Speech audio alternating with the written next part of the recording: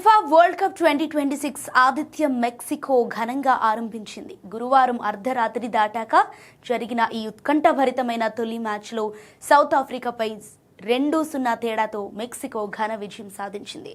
ఇక మ్యాచ్ ప్రారంభమైన కేవలం 9వ నిమిషంలోనే మెక్సికో ఆటగాడు జూలియన్ క్వినోనెస్ అద్భుతమైన షాట్తో తన జట్టుకు మొదటి గోల్ను అందించాడు. ఆ తర్వాత 67వ నిమిషంలో రాబర్టో అల్వరాడో ఇచ్చిన క్రాస్ను senior striker Raul Jimenez head చేస్తూ గోల్ కొట్టాడు. ఇక దీంతో మెక్సికో 2-0తో తిరుగులేని ఆధిక్యంలోకి వెళ్ళింది. గోల్ చేసిన అనంతరం జిమెనెజ్ భావోద్వేగంతో కన్నీళ్లు పెట్టుకోవటం అందరినీ కలిచివేసింది. సౌత్ ఆఫ్రికా కనీసం ఒక్క గోల్ కూడా సాధించలేకపోయింది. అయితే ఈ మ్యాచ్లో ఆటగాళ్లు అభిమానులను కేవలం గోల్స్తోనే కాదు, వారి దూకుడుతో కూడా అలరించారు. ఆటగాళ్లు తమ హద్దులు మీరి ప్రవర్తించారు.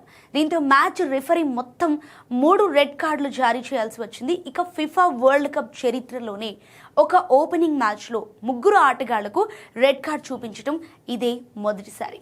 49వ నిమిషంలో మెక్సికో ప్లేయర్ బ్రియాన్ గుటియరెజ్ గోల్ చేయటానికి చేసేందుకు ప్రయత్నించినప్పుడు అతన్ని సౌత్ ఆఫ్రికా ప్లేయర్ స్పెఫెలో సితోల్ తోసివేశాడు. ఈ క్రమంలో అతనికి మొదటి రెడ్ కార్డును చూపించారు. అనంతరం 84వ నిమిషంలో మెక్సికో మిడ్ ఫీల్డర్ ముఖంపై చేయితో కొట్టినందుకు గాను సౌత్ ఆఫ్రికా ప్లేయర్ తెంబా జానేకు రెడ్ కార్డ్ ఇచ్చారు. ఇక మ్యాచ్ ముగుస్తుందనగా మెక్సికో ఆటగాడు Cesar Montes South Africa player Khulisa మౌదును ఫౌల్ చేయడంతో అతనికి కూడా రెడ్ కార్డ్ లభించింది. అయినప్పటికీ మెక్సికో తన ఆధిపత్యాన్ని కొనసాగిస్తూ 2-0 తేడాతో విజయాన్ని ఖాతాలో వేసుకుంది. ఇక స్వదేశీ అభిమానుల మద్దతుతో ప్రపంచ కప్ను గెలుపుతో ప్రారంభించిన మెక్సికో టైటిల్ వేటలో తమ ఆశయాలను బలంగా చాటుకుంది. మరోవైపు దక్షిణాఫ్రికా క్రమశిక్షణ లోపం అవకాశాలను వినియోగించుకోలేకపోవటం వల్ల ఓటమితో టోర్నీని మొదలుపెట్టింది.